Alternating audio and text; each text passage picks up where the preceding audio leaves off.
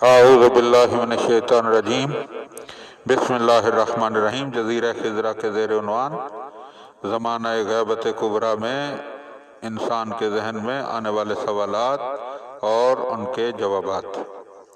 عالم انسانیت کے نجات دہندہ کو خطا اور غلطیوں سے پاک کیوں ہونا چاہیے؟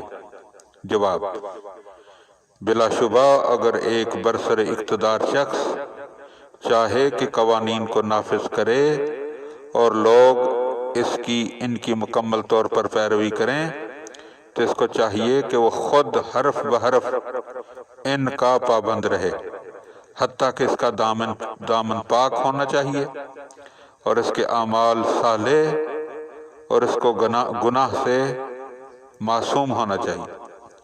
بلکہ دنیا کے قانون دان دانشور حضرات اس بات کے قائل ہیں کہ اس برسر اقتدار شخص کو پوری کوشش کرنی چاہیے کہ وہ خطا اور غلطی سے پاک رہے۔ اس سلسلے میں عالمی قانون دان اکابرین کے بعد یہ نظریہ اور افکار سے ہم آہنگی پیدا کی جائے، ایسے شخص کے بغیر واحد عالمی حکومت میں عدالت اور انصاف کا تصور نہیں ہو سکتا۔ عرصہ دراز سے تورات، انجیل اور قرآن اور دوسری آسمانی کتابوں میں انبیاء علیہم السلام کی پاک دامنی اور عصمت کے لازم ہونے کا ذکر ہوتا رہا ہے۔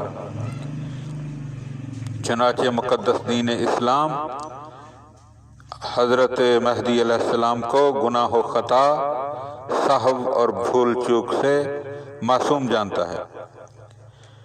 اس ضمن میں وہ مشہور قول بھی ہے کہ سہو الکبیر کبیرن، یعنی ایک بڑے شخص کی غلطی اور خطا بھی بڑی اور گھمبیر ہوتی ہے۔